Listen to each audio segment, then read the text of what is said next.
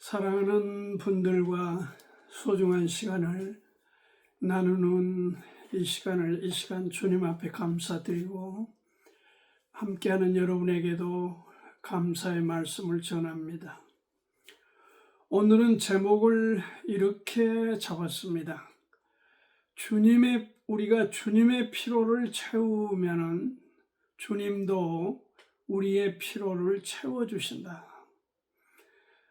주님이 만족해 하시면, 기뻐하시면은 그 다음 우리를 또한 주께서 그렇게 해주신다 하는 주제의 제목을 들고 로마서 12장 1, 2절 말씀을 여러분과 함께 나누고자 합니다.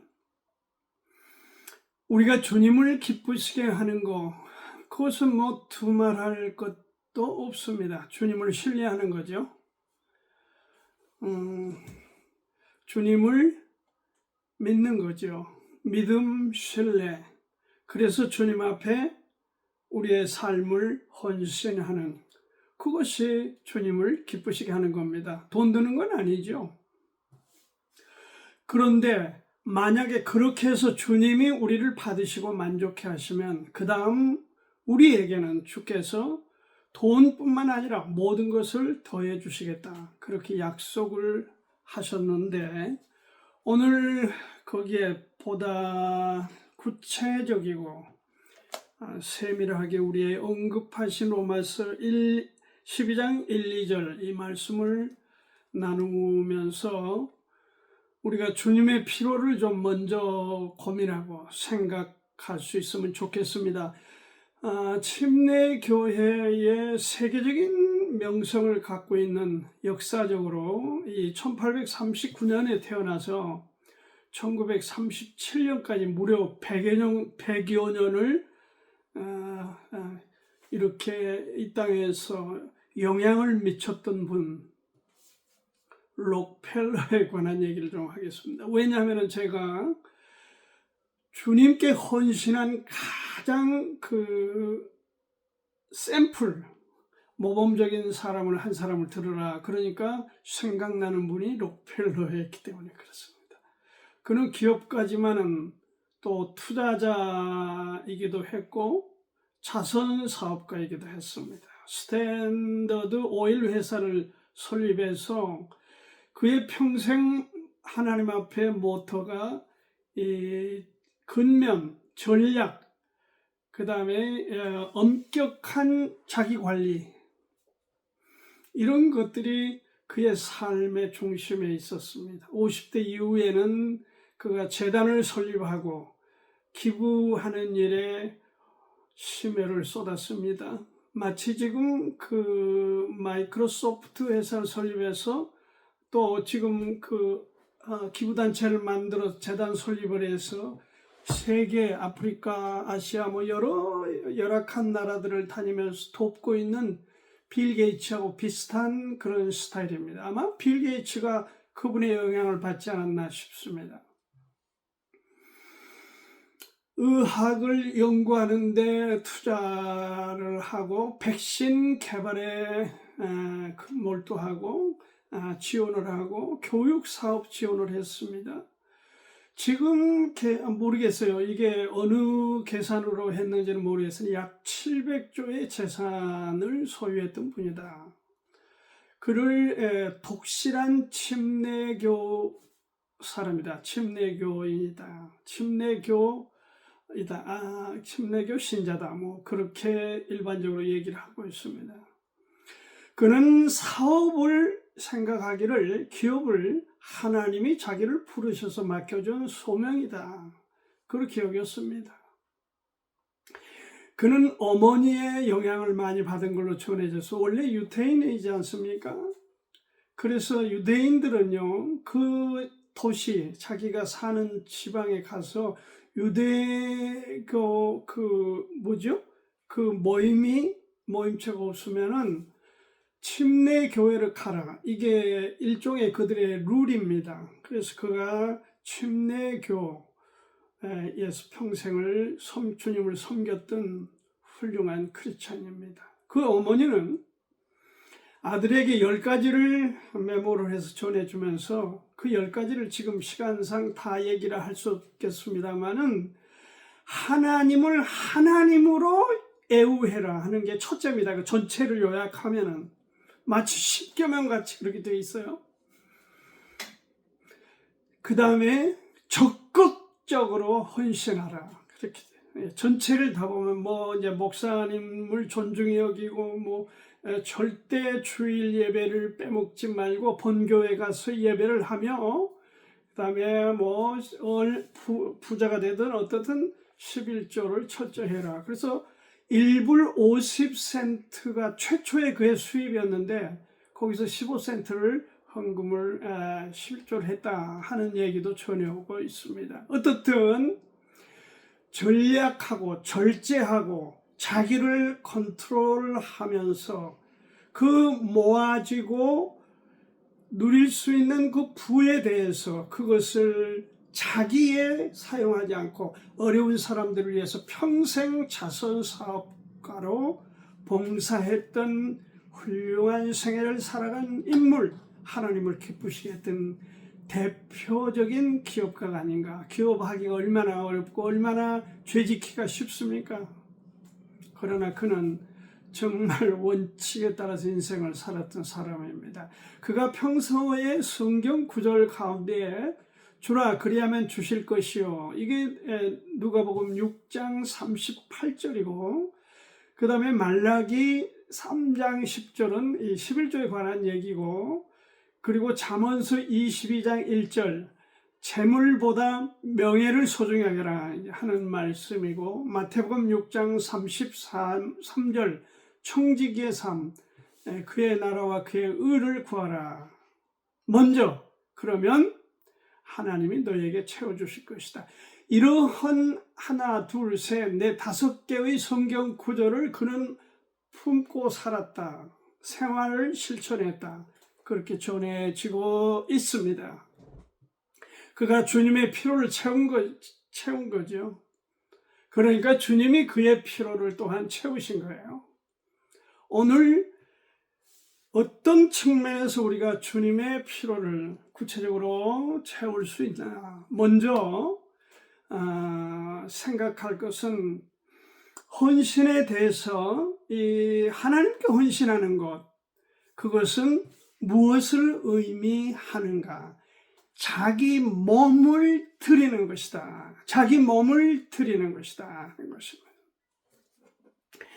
자, 로마서 12장 1절 그러므로 형제들아 내가 하나님의 모든 자비하심으로 너희를 권하노니 너희 몸을 하나님이 기뻐하시는 거룩한 산제사로 드리라. 이는 너희의 드릴 영적 예배니라. 그러니까 하나님의 모든 자비하심으로 너희를 권한다. 이렇게 했는데 이것은 하나님의 긍휼의 관점에서 내가 너희에게 대한다.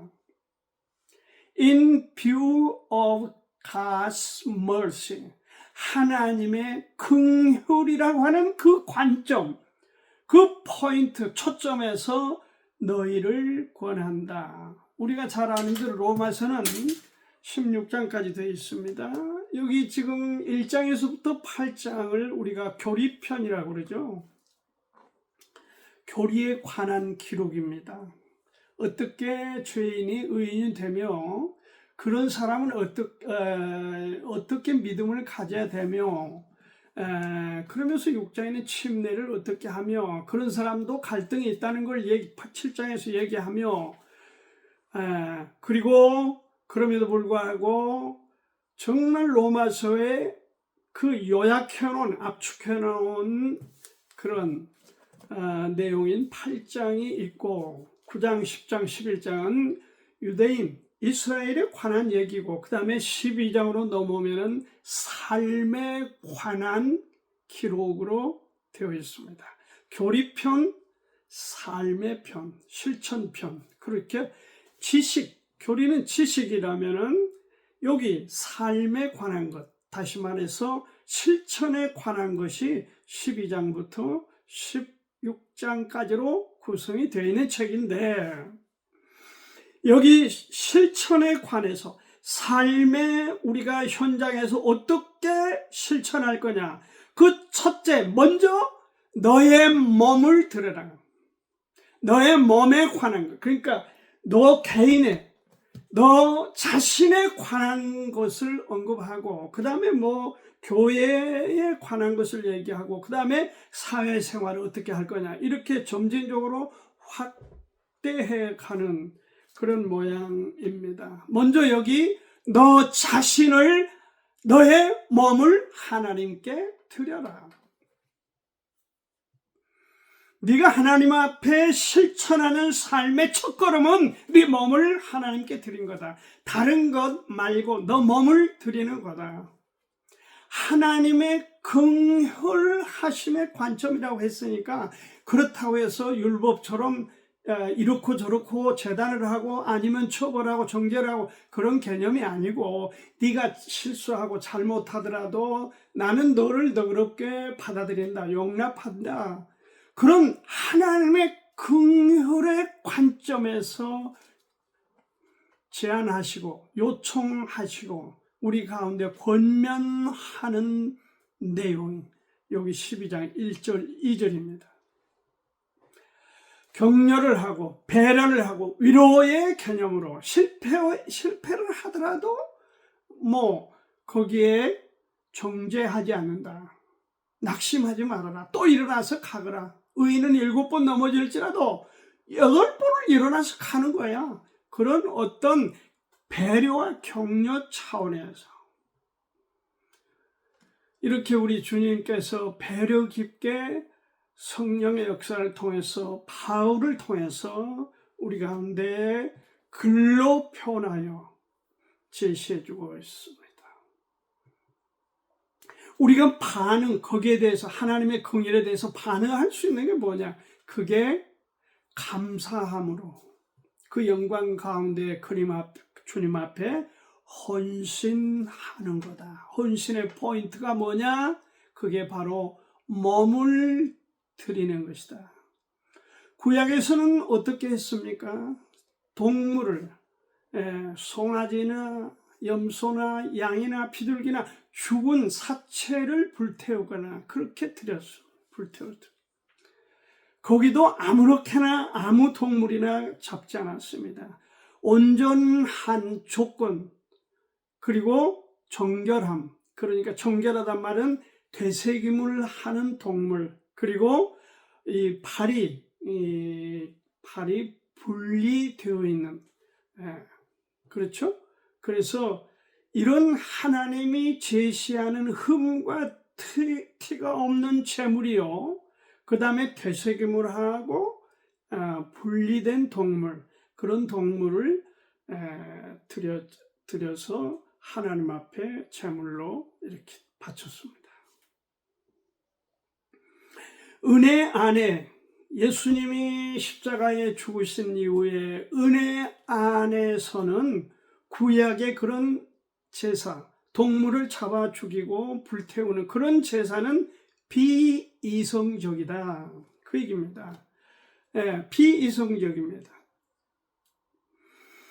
그래서 어이가 없는 겁니다. 왜 구약적인 교회들, 지금도 어떤 목사님들은 구약을 자꾸 해서 뭘 지키라 하지 않으면 너 치신다고 이런 설교를 하시면서 복에 복을 받고 들고 나면 복을 받고 이런 얘기를 하는 것들은 다 비이성적인 설교입니다. 구약식의 신앙, 구약의 방법입니다. 주님이 죽으시고 부활하셨는데 우리가 왜 또 죽은 것을 불태우고 드립니까? 우리가 또 왜 죽어야 됩니까? 그러면 부활의 의미가 없습니다. 주님은 죽은 자 가운데서 부활하셔서 우리 가운데 산 소망을 주신 분입니다. 그래서 우리는 그분과 관계에 있어서 우리 몸을 드리는 게 제사다. 거룩한 제사다. 우리 몸을, 우리의 삶을 드리는 거다. 우리의 몸이라고 하면은요, 거기에는 마음도 있죠. 거기에는 생각도 있죠. 거기에는 발걸음도 있죠. 거기에는 주머니도 있죠. 돈 얘기예요. 돈도 있어요. 몸을 드리면 다 드린 거예요. 이게 살아있는 제사가 성도 삶 자체다. Living Sacrifice라고 했어요. NIV에서는 그렇게 얘기를 해요. Living Sacrifice, 살아있는 제사, 산제사. 그러나 킹제임 버전에서는 조금 다르게 번역해서 Your living bodies as a holy sacrifice. 거룩한 제물처럼 너의 산 몸을 드리라는 것이에요. 같은 얘기이지만은 이렇게 번역에 따라서 다르게 했습니다. 그래서 우리가 아는 대로 하나님께 진짜 예배를 드린다 하는 것은 뭐 설교를 듣는다, 찬양을 한다, 기도를 한다, 어떤 뭐 헌신한다, 이런 모든 것을 떠나서 하나님 앞에 우리가 산 living sacrifice, 살아있는 제사, 그 예배자는 우리의 몸을 드리는 것입니다. 그 안에는 뭐 시간도 있고 뭐 재능도 있고 다 들어있어요. 그것을 하나님께 드려서 통행하는 것이 living sacrifice. 구약에서 예배라고 말할 때는 worship이라고 했어요. worship. worship이란 말에 이게 복합어죠. 합성어입니다. was란 말은 가치 있는, 일이란 뜻입니다. 가치 있는 일, 그게 뭐냐? 사람들에게 하는 것 말고 하나님께 최고의 가치 있는 일, 그것은 worship이다. worship. 그러나 worship이란 그 냄새는 상당히 구약적입니다. 어떤 번역에서는 서비스라고 얘기하고 있습니다. 서비스, 봉사적 개념이다. 봉사적. 그렇게도 번역을 하는 데가 있습니다. 언제, 어디서나, 어떤 환경에서나 주님과 신실하게 동행하는 삶을 living sacrifice, 산 제사다.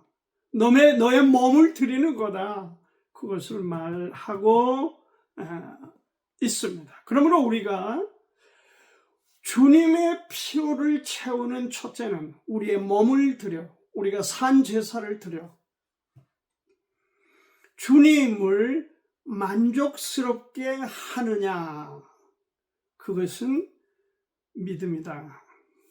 이렇게 우리가 이 로마서 12장 1절 정리를 하고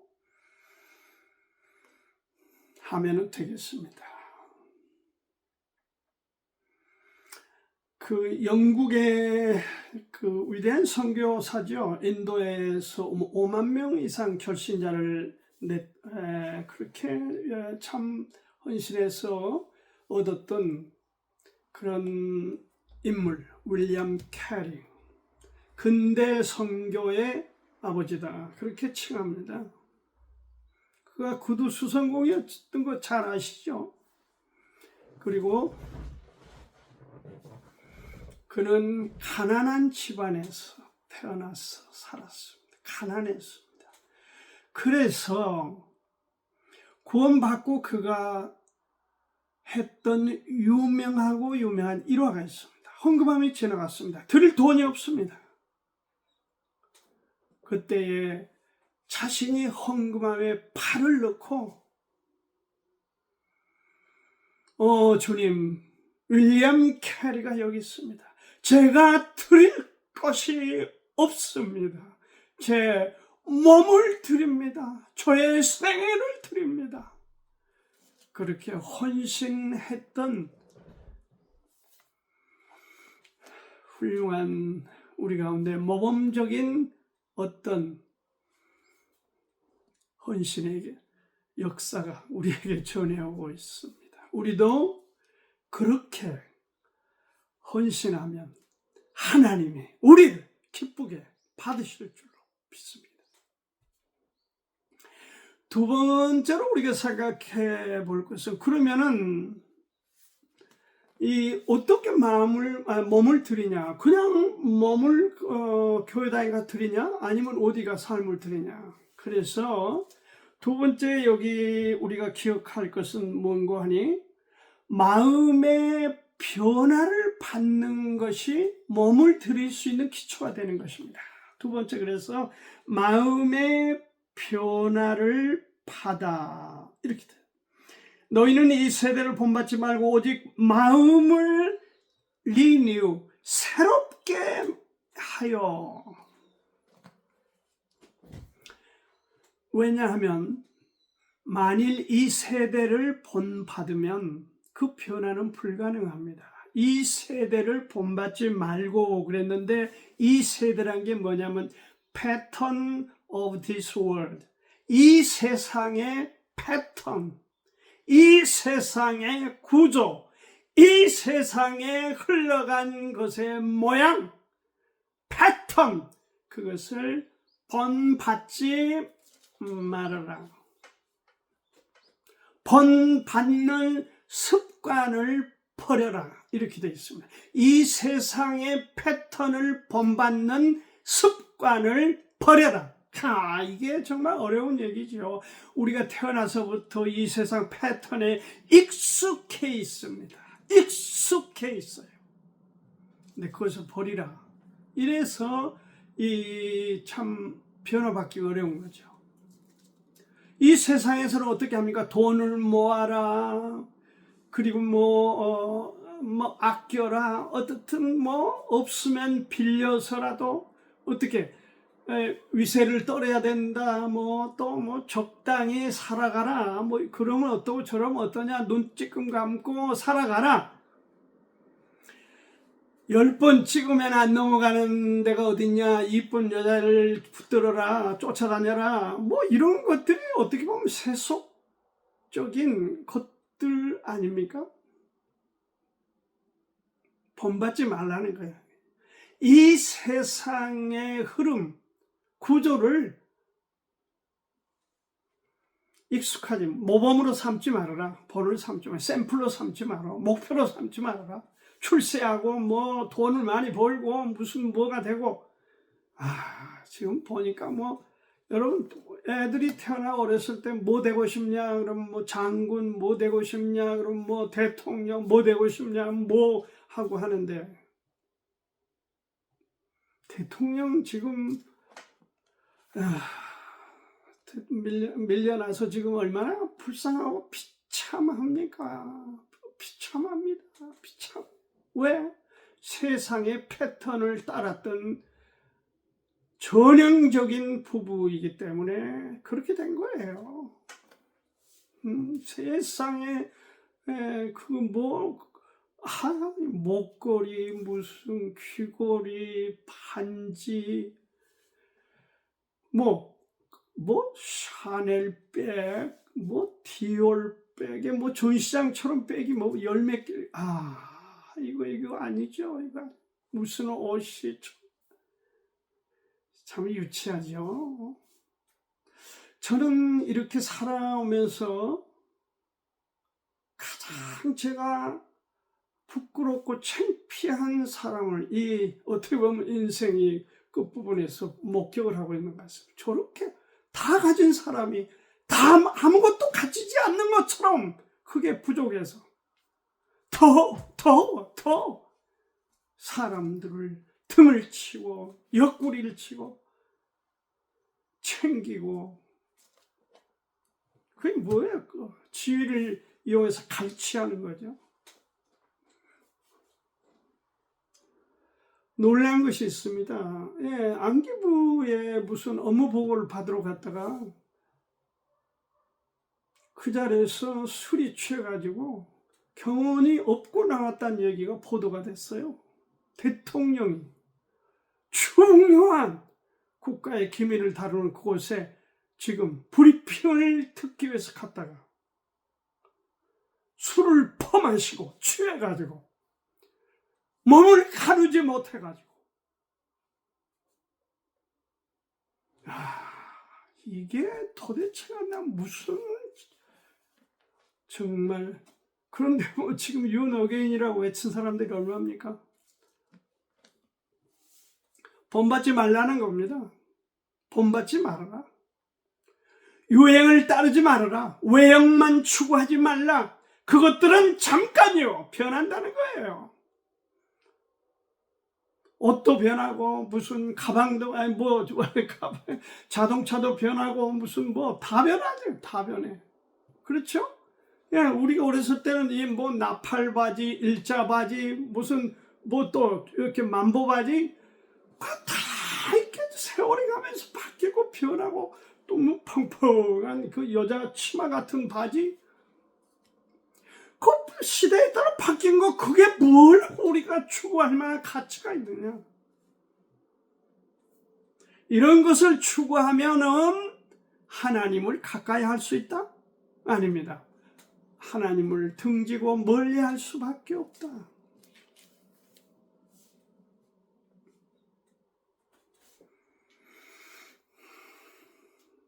내면의 변화가 중요합니다. 내면의 체인지가 중요해요. 체인지. 너희 허물과 죄로 죽었던 너희를 살리셨도다. 너희 허물과 죄로 죽었던 그 영, 우리 내면에 우리 속에 있는 그 영, 죽었던 영, 하나님과 두절되었던 너희 죄악으로 인해서 두절됐던 분리됐던 그 죄, 그것이 죽었던 거기에 너희 심령에 뭐죠? 전기불이 들어와야 돼. 전기불이 들어와야 되는데 그래야 변화가 일어나는 건데 그게 구원받는 거죠. 죽은 영이 살아나야 돼. 거의 거듭나야 돼. 그래서 내면의 빛이 바래져야 되고 전기가 켜져야 돼. 우리 심령에. 어둠은 안 돼. 어둠의 세상은 세상의 패턴을 따라가게 돼 있어요. 사람은 뭔가를 추구하고 따라가게 되어 있습니다. 메레이드라고 하는 분이 말하기를 변화는 가장 강력한 생명의 소산이다. 변화가 돼야 돼요. 변화가 돼. 변화 안 된 유대인들이 그래서 예수님을 십자가에 죽인 겁니다. 그리고 오늘까지도 그 유대주의자들은 율법을 준수하는 거예요. 변화가 안 된 거예요. 그대로는 하나님이 절대 그들을 쓰실 수가 없어요. 왜? 변화가 안 되니까. 변화가 돼야 돼. 여러분, 태어나서 어머니 뱃속에 태어나는 것은 놀랍고 참 흥분할 수 있는 일이지만은 그거 갖고는 안 돼. 절대 안 돼. 절대 안 됩니다. 변화가 돼야 돼. 살아가는 어느 날 변화가 돼야 돼. 변화. 구원 받아야 되는 거예요. 거듭나야 되는 거예요. 그것 없이는 죄 사함이 없는데 무슨 다른 얘기를 그 다음에 합니까? 어떻게 변화가 됩니까? 사람이 마음이 속이 변해야지 겉만 변하면 됩니까? 변해야 몸이 들여지는 겁니다. 속이 변해야 마음이 변해야 생각이 변해야 몸을 들이게 되는 거예요. 베나드라고 하는 분이 말했습니다. 선해지려는 욕망이 없으면 누구에게? 너에게, 당신에게.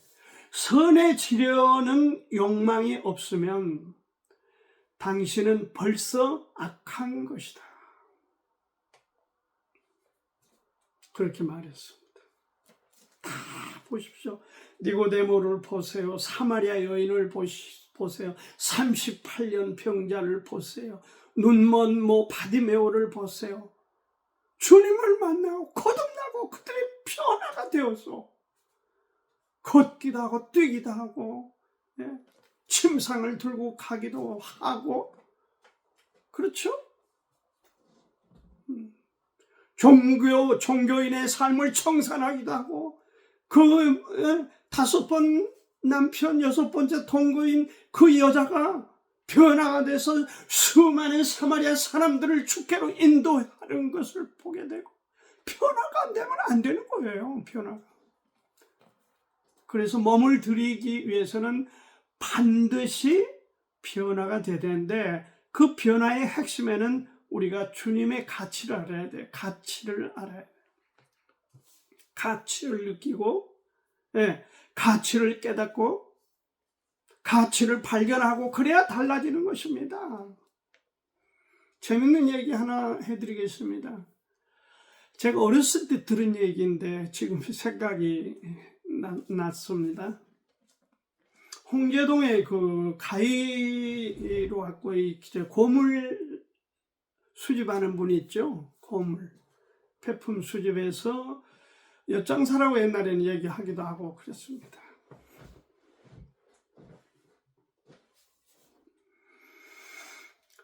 하루는 이 추운 날씨 지나가는데 이 개 밥그릇이 눈에 띄었습니다. 근데 그걸 사람들이 뭐 개 밥그릇, 개도 차고 가고 사람들도 그걸 발로 차기도 하고 거기다 개 밥을 줬으니까. 근데 이 고물 수집하는 분이 그 밥그릇을 가만히 보니까 뭔가가 조금 색다른 점이 있어서 그것을 슬그머니 가서 이렇게 보니까 괜찮은 것 같습니다. 그래서 그걸 가지고 가가지고 잘 닦고 닦아 보니까 이게 물건이에요. 골동품이에요. 그래서 그 골동품 상에 그때 돈으로 700만 원이면 어마어마한 돈이에요. 700만 원으로 팔았습니다. 가치를 발견한 거예요. 가치를 모르면 개도 차고 사람도 차고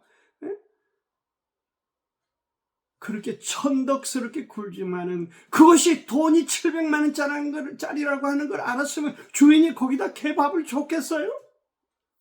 가치를 모르면 그렇게 되는 거다. 그러므로 우리가 마음의 변화를 받기 위해서는 주님의 가치를 알아야 되고 그 마음의 변화를 받는 사람이 몸을 들여 헌신하게 되는 거예요. 그러면 이 변화를 어떻게 우리가 확신하고 변화를 받을 수 있냐? 그것이 바로 오늘 마지막 주제입니다. 누구나 하나님의 뜻을 바르게 분별해야 변화가 되는 거예요. 하나님의 뜻을 똑바르게 분별하자는 거예요. 변화되고 성숙으로 가자.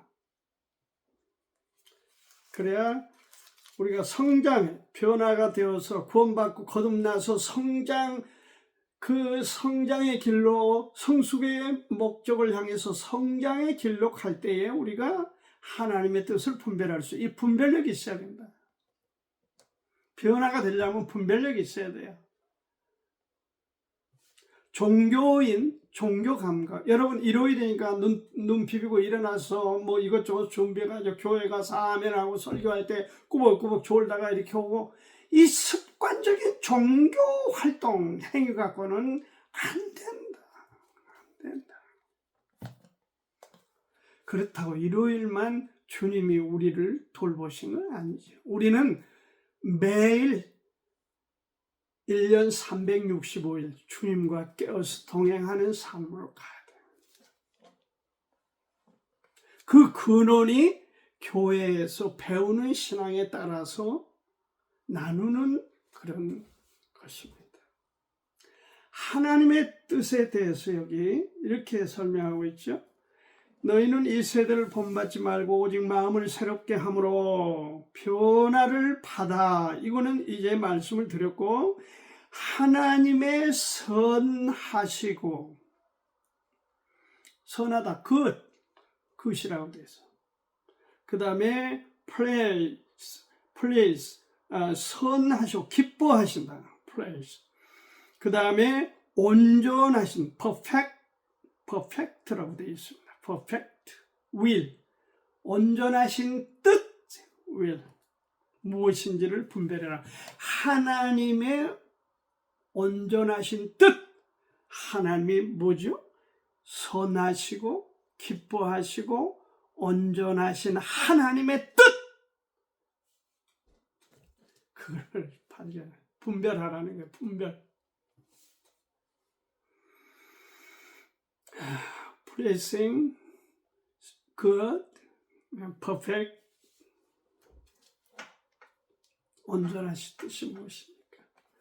하나님의 온전하신 뜻이 무엇입니까? 하나님의 뜻에 대해서 성경 기록에 보면 몇 군데가 있습니다. 요한복음 6장 40절에 보면 아들을 보고 믿는 자마다 영생을 얻는 것이다. 하나님의 뜻이 있고, 이게 구원받는 게 첫째 하나님의 뜻이고, 지금 교회들이 이거 제일 저 밑으로 내려서 네가 하나님이 구원 받게 하면은 구원 받을 것이고, 그런 무책임한 짓거리를 하고 있는 거예요. 그 다음에 구원받은 그리스도인이 하나님의 뜻이 뭐냐? 데살로니가 5장 16, 17, 18절에 항상 기뻐하고 쉬지 말고 기도하고 범사에 감사하라. 이는 그리스도 예수 안에서 너희를 향하신 하나님의 뜻이니라. will, 하나님의 뜻이다. 그리고 한 가지 더 명시한 하나님의 뜻이 있습니다. 그게 뭡니까? 데살로니가 전서 4장 3절에 하나님의 뜻은 이것인데 너희의 거룩함이라. 곧 음란을 버리고 성적으로 문란한 행동들을 삼가라. 너희의 거룩함이다. 거룩함이다. 뭐가? 하나님의 뜻이 그렇다. 이 세 가지가 하나님의 뜻에 대해서 명시해놓은 우리 가운데 가장 적절한 반응해야 될 가르침입니다. 분별하여 순종해야 변화가 가능해요. 그렇죠? 변화가 있어야 몸을 들일 수 있고, 어떻게 변화가 됩니까? 그거는 하나님의 뜻을 알아야지 변화가 되는 거예요. 그래서 그걸 분별함이 중요해요. 바르게 분별하는 거는 바르게 살 수 있다는 것입니다. 근데 하나님의 뜻을 바르게 분별치 못하면 엉뚱한 대로 새게 되어 있습니다. 잘못 가게 되어 있어요.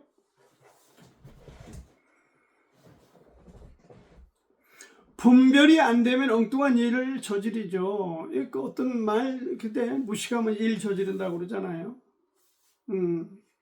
분별하다, 구별한다, 식별한다, 무슨 판단한다, 그런 뜻이죠.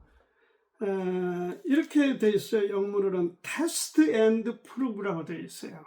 우리는 분별한다고 돼 있는데 하나님의 뜻이 어떤지 테스트를 하고 시험을 해보고 그것을 확인해보고 그 다음에 prove, 증명돼야 된다.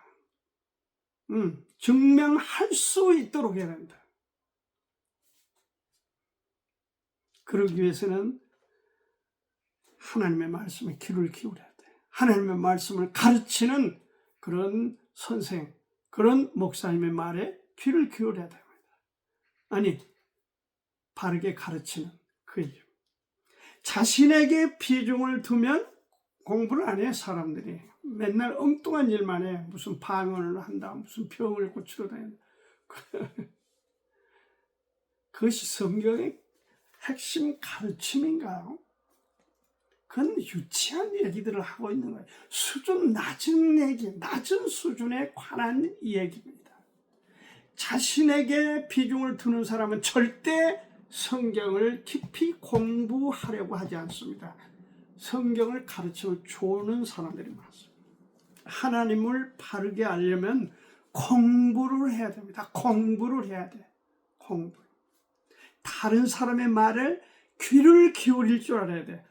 예? 엉뚱하게 해석을 해서 엉뚱하게 행동하는 것은 그것은 주의력이 분별이 안 되는 사람들이 하는 일입니다. 하나님을 바르게 알려면 여기 말씀을 공부해야 됩니다. 공부해야 돼.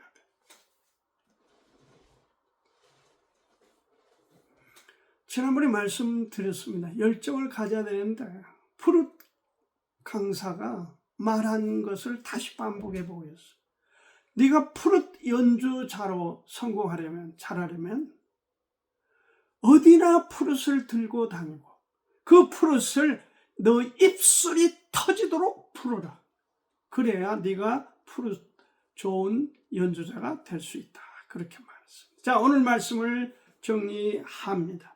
먼저 하나님의 뜻을 바르게 분별하고 그 위에 변화를 받아서 그 위에 너의 몸을 드리는 것, 그것이 주님의 피로를 채우는 것이고 주님은 그 피로를 주님의 피로가 채워짐에 따라 또한 주님께서 우리의 피로를 채워 주신다. 그렇게 믿습니다.